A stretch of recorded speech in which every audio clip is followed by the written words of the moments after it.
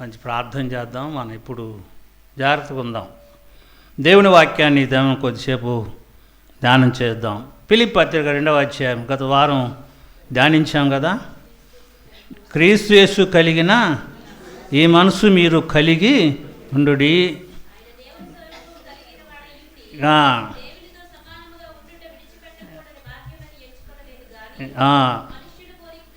మనుషుల పోలికగా పుట్టి దాసుని స్వరూపాన్ని ధరించుకొని తను తానే రిక్తునిగా చేసుకుని. మంచి మాటలు. గత వారం 3 విషయాలను గుర్తు చేశాం.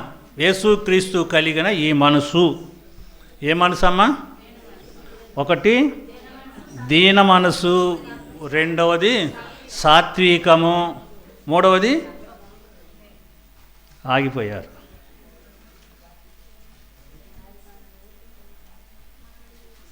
అమ్మా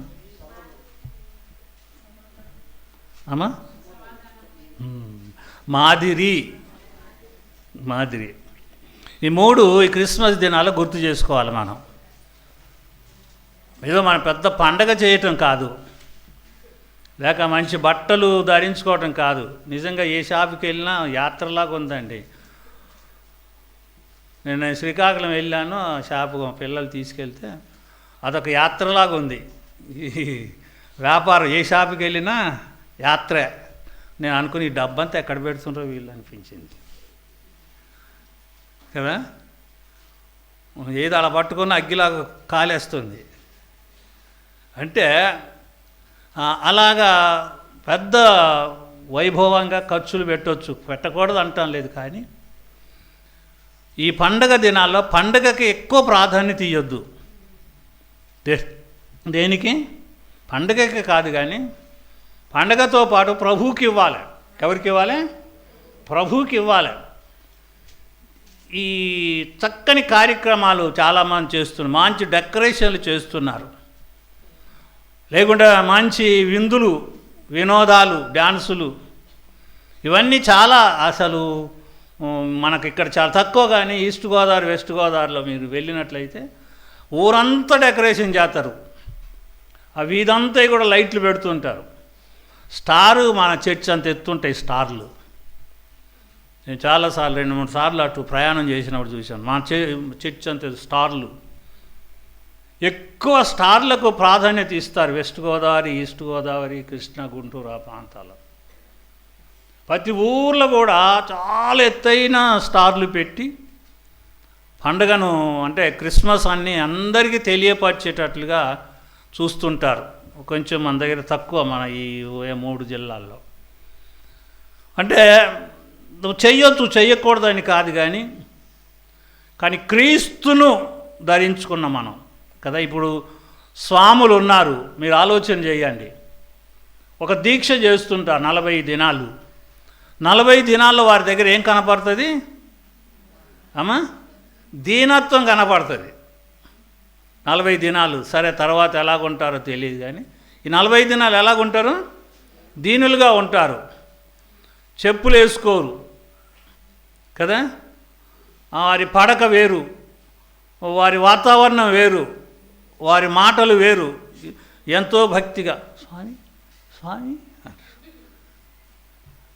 ఉన్నకోడు నాతో మాట్లాడుతూ అన్నాడు, భవానీ సార్ అన్నాడు. ఒరే బాబు, నేను భవానీ సార్ నన్ను నువ్వెవడు చెప్పారా అన్నాను.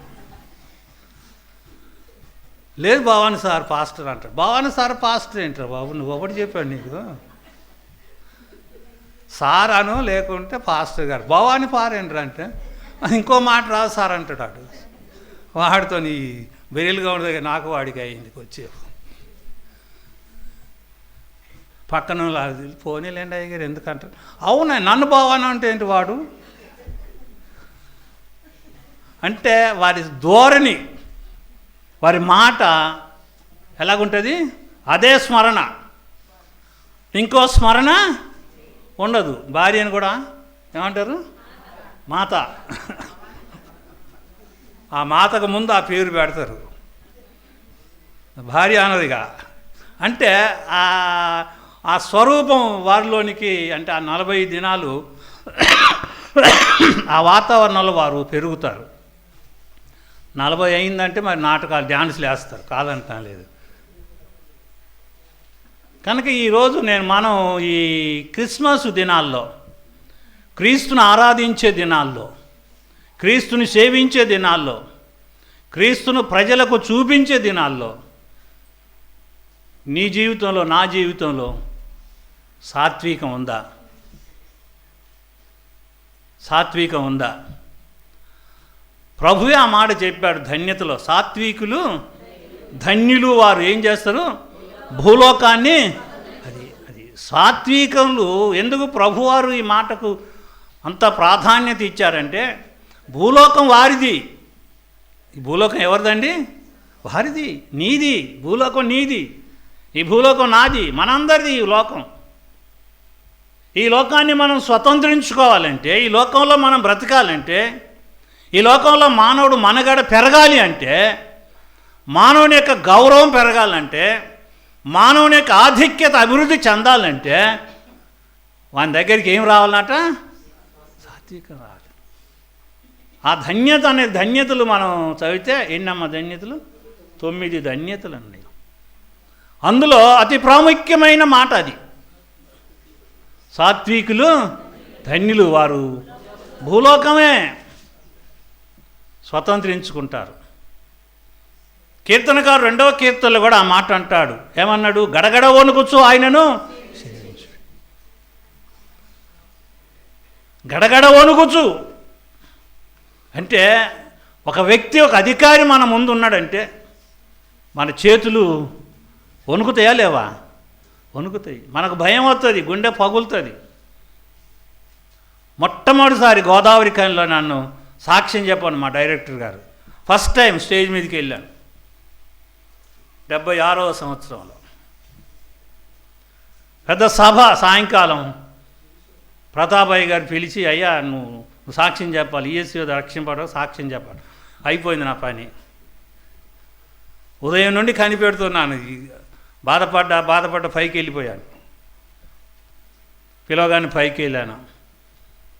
మాది వరంగల్ జిల్లా, మహబూబా తాలూకా, మరిపడం మండలం, ఇసంపల్లి. దిగి వచ్చేసాను. తిట్టింది తిట్టకుండా అరగంట సేపు తిట్టాడు నన్ను ఆయన. తిట్టింది తిట్టకుండా. కారణం ఏంటంటే అక్కడ పెద్ద పెద్ద హెమాయేమిలోనూ ఫస్ట్ టైం, మనకేం తెలియదు. అనుభవాలు కొన్ని ఉంటాయి. కనుక దేవుని పిల్లలకు మన ముందు ఎవరున్నారట? దహించు అగ్ని లాంటి దేవుడు. మామూలు దేవుడు కదా ఆయన.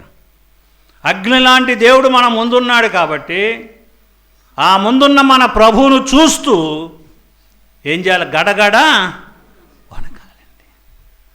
గడగడ వనకాలి, గడగడ వనకాలి. ప్రభు యొక్క పాదాలు పట్టుకోవాలి, ఆయనను సేవించాలి అన్నాడు. ఏం చేయాలన్నట? సేవించాలి. అప్పుడు నీ హృదయంలో వస్తుంది సాత్వికం. యేసు ప్రభు స్వయంగా చెప్పిన మాట అది. తర్వాత తన్ను తాను తగ్గించుకున్నవాడు అన్నాడు. ఏం చేయాలన్నట? తగ్గించుకోవాలండి. వెనక బెంచిలో కూర్చోవాలండి. ముందు కూర్చుంటే సుందర్రావు గారు ఇచ్చాడు నాకు ఆ సలహా. జాన్ సుందర్రావు గారు, అయ్యా ముందు కూర్చుంటే ఎవరైనా పెద్దోళ్ళు అయితే లెమ్మంటారు గారు, అందుకని వెనక్కి కూర్చోడానికి ఆశీర్వాదం అన్నాడు. ఓరు బాబురాను. అప్పటి నుండి నేను ఎప్పుడు వెనక్కి కూర్చుంటాను. పెద్ద ఆయన చెప్పాడు కానీ వాళ్ళు పిలిస్తే ముందుకు వస్తాం, లేకపోతే వెనకనే ఉండాలి. కొన్నిసార్లు పెద్దల మాట సద్దన్న మూట అట. ఏంటట? సద్దన్న మూట. పెద్దల మాట వినాలి, త్రోసివేయకూడదు. అనుభవనీయులు కనుక ఈ ఉదయకాలంలో మనకేం ఉండాలట? సాత్వికం ఉండాలి. రెండవది దీనులైన వారు. అక్కడ ఉంది కదమ్మ ధన్యతలో ఏముంది? దీనులైన వారు.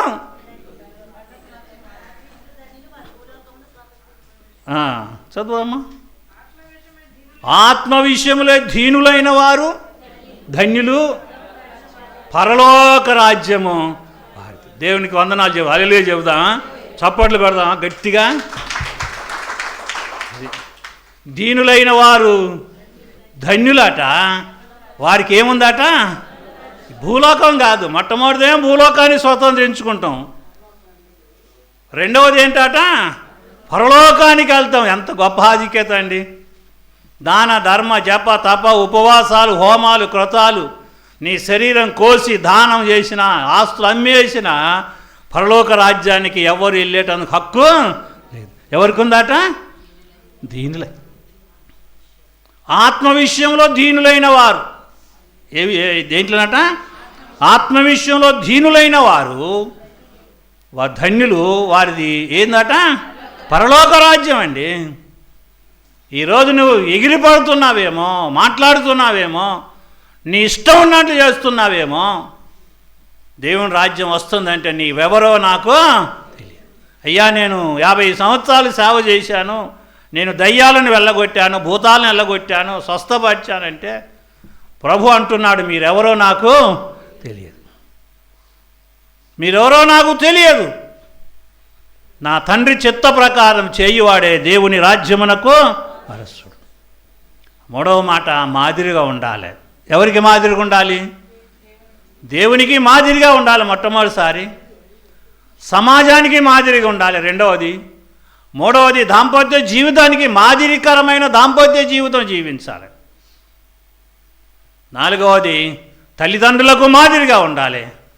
ఐదవది, నువ్వు వెళ్ళే సమాజంలో లేక నీ ఉద్యోగంలో కానీ వ్యాపారంలో కానీ గృహస్థ జీవితంలో కానీ ఆ సమాజానికి నువ్వు ఎలాగ ఉండాలన్నట? మాదిరిగా ఉండాలి. ఇవి కనుక లేకపోతే విశ్వాసిని విశ్వాసిగా ఎవ్వరు లెక్క చేయరు. గుర్తుపెట్టుకోండి, నీకు మాదిరి ఉండాలి. ఈ 3 విషయాల్లో దేవుని పిల్లలు క్రీస్తు యొక్క స్వరూపం. అది ఒక పెద్ద పటం పెట్టుకొని ఆరాధన చేస్తే కాదు, పెద్ద శిలువలు పెడితే కాదు. నిన్న ఒక ఆయన బొమ్మను పెట్టాడు, చర్చి పైన బొమ్మను పెట్టాడు. నేను ఇంటి అక్కడికి వెళ్ళి బాధపడ్డాను. ఆ బొమ్మ మీద కాకులు రెట్టలేస్తున్నాయి.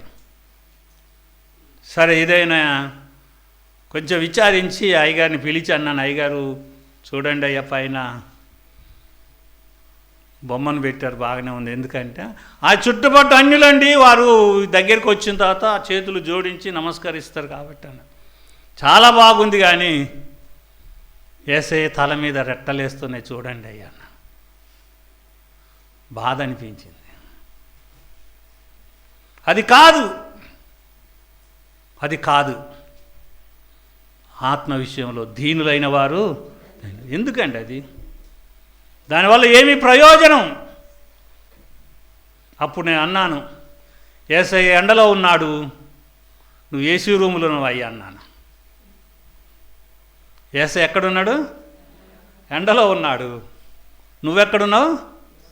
ఏసీ రూములో ఉన్నావు అయ్యా అన్నాను. మా రాజ్ పాస్టర్ గారిని, ఎవరినో కాదు, చెప్పండి వెళ్ళి, పర్లే. బాగా బాధపడ్డా ఆయన కూడా. మా నాన్న చెప్తే వినలేదండి అయ్యా. ప్రియులారా, నేను ఎందుకు ఈ మాట చెప్తాండి? యేసును సమాజంలో అమ్మొద్దండి. యేసుకు మాదిరిగా, క్రైస్తత్వం మాదిరిగా ఉండాలి. విగ్రహాలు పెట్టినంత మాత్రాన ప్రభు అక్కడ లేడు. బైబిల్ అంతా ఉంది విగ్రహారాధన తప్పని, విగ్రహాలు పెట్టకూడదని ఉంది బైబిల్ అంతా. దానికి ప్రాధాన్యత ఇస్తారు. విగ్రహారాధన మా భయంకరమైన పాపము, ఆజ్ఞలనే ఉంది కదా. ధర్మశాస్త్రంలో ప్రభు ఆజ్ఞ ఇచ్చాడు, ఆజ్ఞలనే ఉంది. ఏముంది? కింద భూమి అంతే కానీ దేని రూపంలో మీరు దానిని చేసుకొనకూడదు, పూజించకూడదు, బోధించకూడదు, ఏమీ దాని పేరే ఎత్తకూడదట. దైవజనుడు ఈ మాట్లాడు, అయ్యా చాలామంది సైతాన్ కానీ పేరు ఎత్తుతారు. పేరు చెప్పకండి దయచేసి. ఎందుకు అయ్యానంటే, బజారు గుంట నువ్వు వెళ్తున్నావు అనుకో, ఆదామనగానే ఇటు తిరిగి చూస్తావు. నీ పేరు పిలవలేదనుకో, తలంచుకొని సైతాన్ గాడు అంతే. సైతాను అనగానే మీ ఇంటి వైపు చూస్తుందంటే మీ ఇంట్లోకి వస్తుంది అంటాడు అని పేరు ఎత్తదు. పౌలు కూడా అంటాడు, వాని పేరే ఎత్తడు. ఈరోజు దేవుని పిల్లారా, క్రీస్తు యేసు కలిగిన ఈ మనసే మీరు కలిగి ఉండండి. తర్వాత ఆయన క్రీస్తు స్వరూపాన్ని దేవుని స్వరూపం కలిగిన వాడై తన్ను తాను తగ్గించుకున్నాడు. ప్రభువే తగ్గించుకున్నాడు. మనం ఎందుకు తగ్గించుకోకూడదు? ఇర్మియా గ్రంథం చూద్దాం, 6వ అధ్యాయం 16వ వచనం కొన్ని మాటలు గుర్తు చేసుకుందాం. ఇర్మియా గ్రంథం 6వ అధ్యాయం 16వ వచనం. యెహోవా ఇలాగూ సెలవిచ్చుచున్నాడు, మార్గములో నిలిచి చూడండి, విచారణ చేయండి, అది మేలైన మార్గము ఏదైనా అడిగి దానిని మీరు తెలుసుకున్నారు. ఆ మార్గం నడవండి అయ్యా. మేలైన మార్గం మనకు కావాలి, కానీ కీడైన మార్గాన్ని అనుసరించి నడుచుట ఆశీర్వాదకరమైనది కాదు. మార్గంలో నిలిచి చూడండి. ఎన్ని మార్గాలు! చాలామంది అన్యులతో మాట్లాడేటప్పుడు, మాకు అన్యులతో చాలాసార్లు డిస్కషన్ అయినప్పుడు అంటాడు, ఏ మార్గం గుండానైనా అక్కడికి వెళ్తాం అట, ఏదైనా చేయొచ్చట, ఏదైనా చేయొచ్చట, ఏది చేసినా అక్కడికేనండి. కాబట్టి ఏదో ఒక రూపం మాకు అంటారు. ఏ రూపం కాదు. మీరు మార్గములో నిలిచి చూడండి. ఏది మార్గము మంచిదో, ఏది సత్యమైందో, ఏది న్యాయమైందో, ఏది నాణ్యమైనదో దాన్ని వెతికి కనుగొనండి. అంతే. తెలుసుకొని ఆ మార్గం గుండా మీరు నడిస్తే ఆ మార్గము మీకు క్షేమము ఇస్తుంది. అది మార్గంలో నీకేం కలుగుద్దట? లేకపోతే నెమ్మది లేదు. ఉంటుందా నెమ్మది? అమ్మా ఉంటుందా? ఉండదు. మాకు కూడా ఉంది. సైతాన్ ఒకటి మా ఇంట్లో పని చేస్తుంది. ఎప్పుడు ఏదో ఒక పూజ, ఏదో దేవుడు అంటుంది. ఎందుకు ఈ దయ్యం పెట్టుకున్నాం మేము అనుకుంటాం. అయితే మంచి పని చేస్తుందని ఉంచుకుంటున్నాం. రోజు పూజలే. ఈ అమ్మ సాగు చల్లకుండా.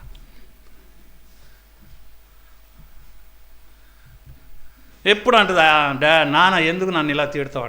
వాళ్ళ తిడుతున్నాను చక్కగా దారిలోకి వస్తావని నా బాధ అంటాను. రారు.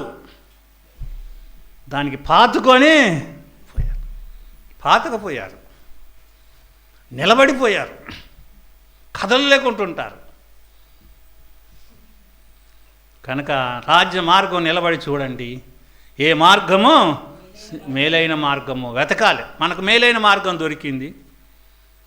ఆ మార్గం కూడా మనం నడిచేటప్పుడు మనలో ఏముండాలట? దీనత్వం కలిగి ఉండాలి. ఆ మార్గం కూడా వెళ్ళేటప్పుడు ఎలాగ ఉండాలి? దీనులుగా ఉండాలి. దీనులుగా ఉండాలి.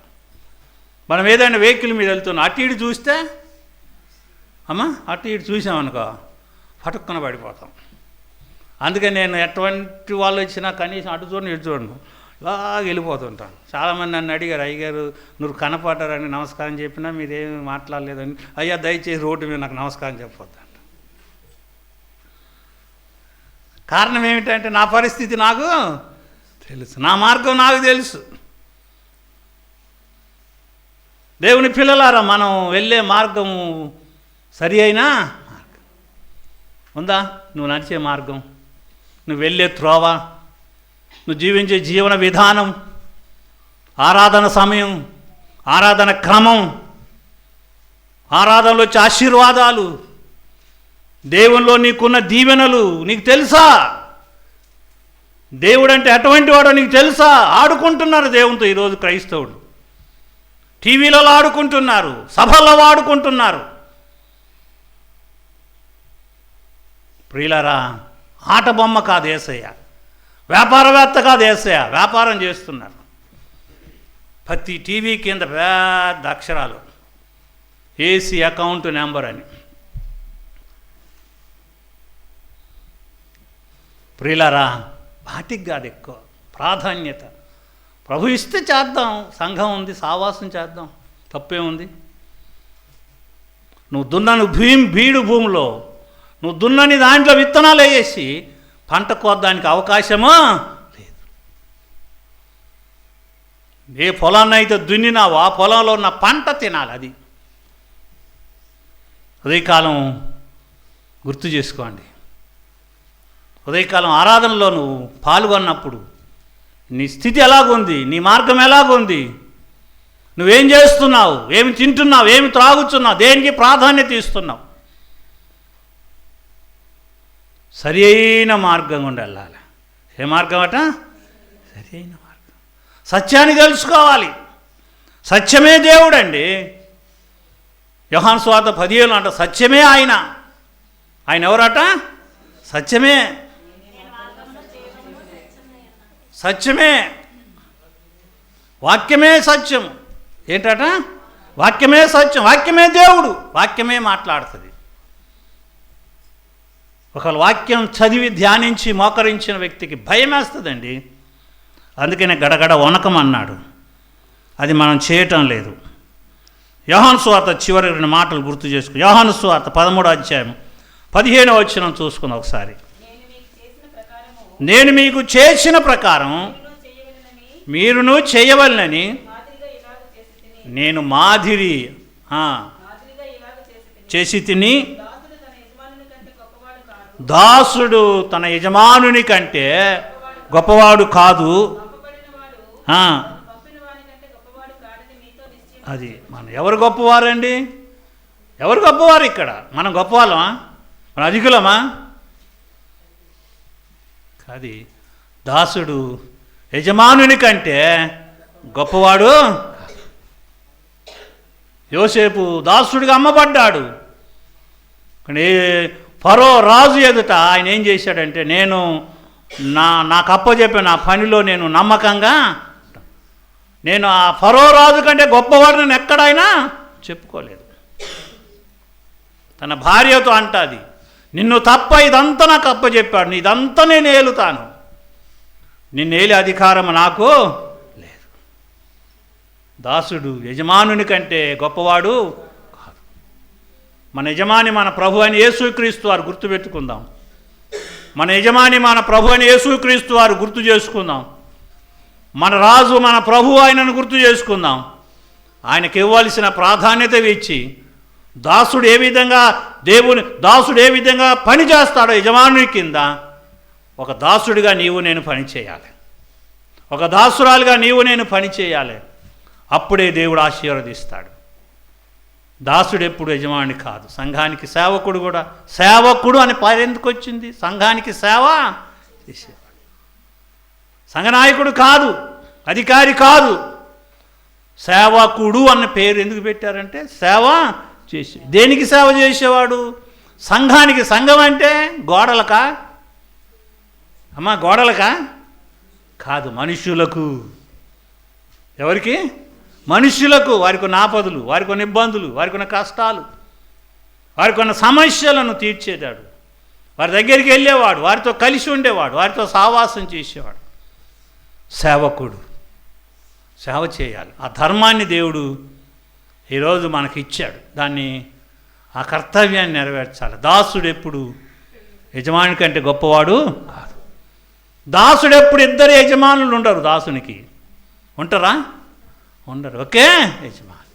ఆ యజమాని మన ప్రభు అయిన యేసుక్రీస్తు. కనుక ప్రభుకు మనం ఇచ్చే ప్రాధాన్యత ఇచ్చి ఆ ప్రభువును మనం ఎంతో ఘనపరచుదాం, ఆరాధిద్దాం, సేవిద్దాం. చివరి మాట చూద్దాం. 1 యోహాను 2వ అధ్యాయం 6వ వచనం. 1 యోహాను 2వ అధ్యాయం 6వ వచనం. ఆయన వాక్యము ఎవడు గైకొనునో అది నిజముగా దేవుని ప్రేమ వానిలో పరిపూర్ణమాయను.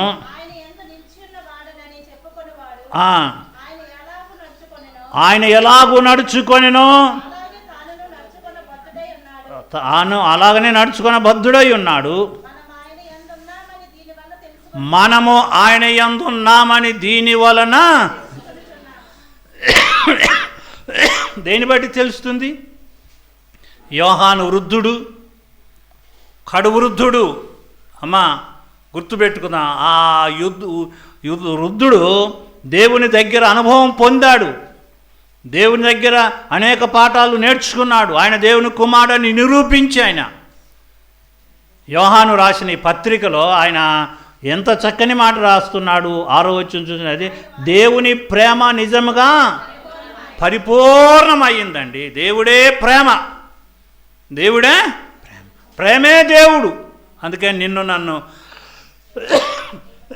ఆయన ప్రాణము పెట్టినంతగా మనలను ప్రేమించాడు. తర్వాత కింద మాట రాస్తుండే, ఎంత చక్కని మాట, నేను దేవుని యందు నిలిచి ఉన్నానని చెప్పుకునేవాడు ఆయన ఎలాగూ నడుచుకొనినో అలాగనే తానును నడుచుకోవాలి.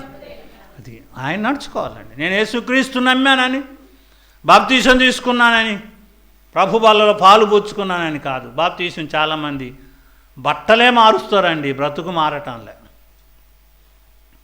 బట్టలు మారుస్తున్నారు, బయటకు వచ్చి కొత్త బట్టలు, తెల్ల బట్టలు, కొత్త ఏదో ఒకటి. బ్రతుకు మారటం లేదమ్మా అయ్యా.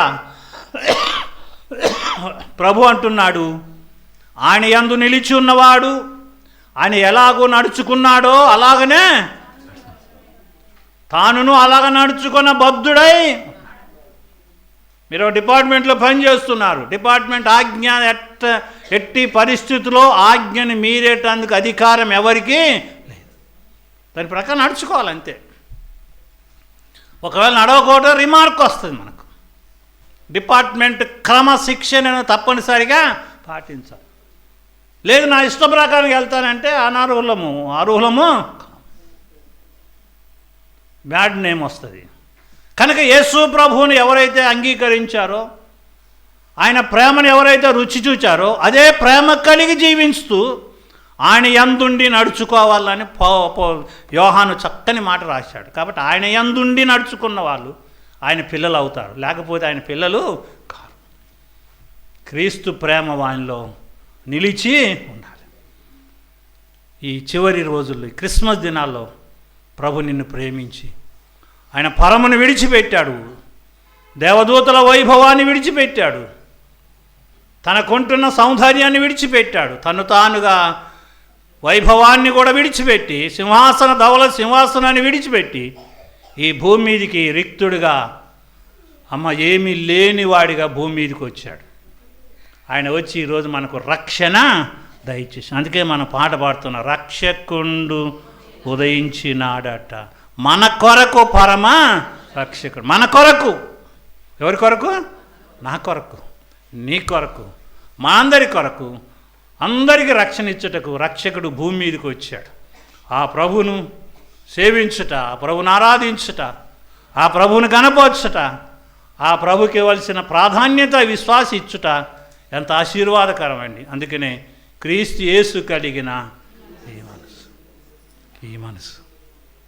ఈ మనసు క్రిస్మస్ దినాల్లో, మంచి చీర తేలిదని భర్త మీద కోపడకు. రోజమ్మ కోపడతావా? వద్దు. కొంతమంది బంగారం అడుగుతారు. బంగారం అడిగావా? అడగలేదు కదా.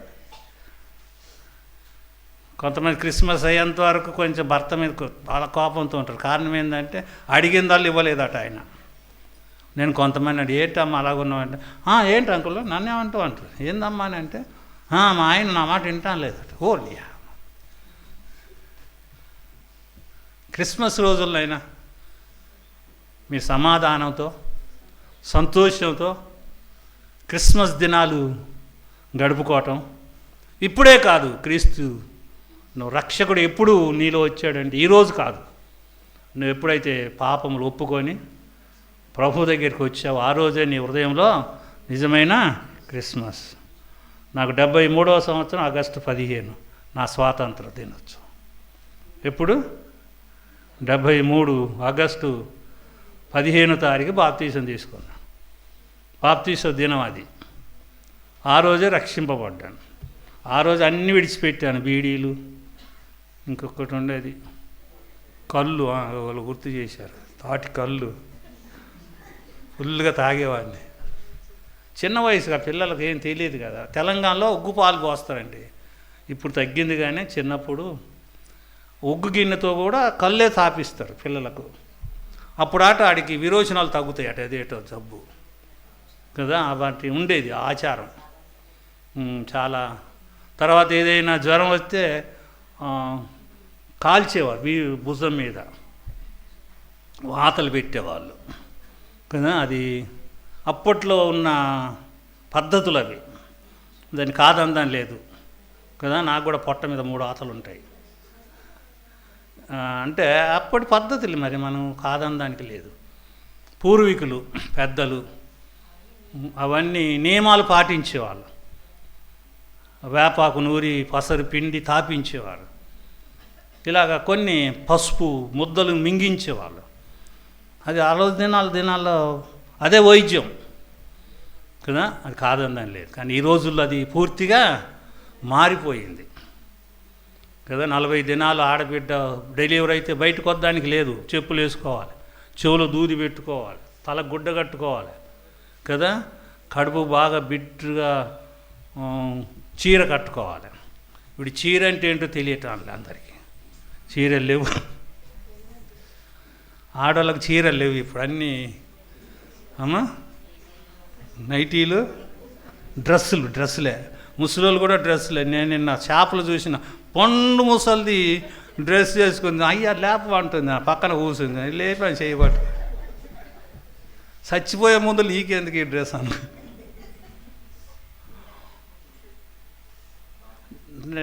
రాను రాను పరిస్థితులు ఏమవుతున్నాయి అమ్మ, తేలిగ్గా ఉంటుంది అట. ఇంటికి వెళ్ళటం ఆలస్యం. పట్టు చీర కూడా 10 నిమిషాలు ఉండవు. 10,000 పెట్టి కొంటాడు అయ్యగారు కదా. 10 నిమిషాలు కూడా ఉండదండి. ఇప్పేసి మళ్ళీ ఏటం లంగా. పెద్ద చిన్న వస్తారు అనే జ్ఞానం ఎవరికీ లేదు. కాబట్టి దానికి మంచి పేరు పెట్టారు. ఏం పేరు? నైటీ. అంటే పగలు వేసుకునేదా? నైట్ వేసుకోవాలి. సౌరోళ్ళు పశువుల దగ్గరికి అయ్యే, గడ్డి కొద్దానికి అదే అమ్మా, ఆఫీస్కి అదే. ఒక ఆవిడ క్యారేజ్ పట్టుకొని సీఎల్నాడు స్కూల్కి వెళ్తుంది. ఏంటమ్మా ఎక్కడికి వెళ్తున్నావు అంటే నైటీ వేసుకొని కాలేజీకి వెళ్తాను. ఎక్కడికి అమ్మ అంటే పాపగాడి క్యారేజ్ ఇద్దానికి. నీకు బుద్ధి లేదన్నా. విచిత్రమైన సంఘటనలు అండి ఇప్పుడు. కనుక మంచిగా మన సమాజానికి గౌరవంగా, మంచి విధానంలో, నీతిగా, యథార్థంగా, భక్తి కలిగి ప్రభు కొరకు జీవిస్తే చాలా దీవెన, ఆశీర్వాదాలు. ఈ పండగ దినాల్లోనైనా ప్రభు కొరకు మనందరము సాక్షులు పొందాం. దేవుడి మాటలు దీవించునుగాక. తల వంచుదాం, చిన్న ప్రార్థన చేసుకుని కానుకలు ఎత్తుకొని ముగించుకుందాం.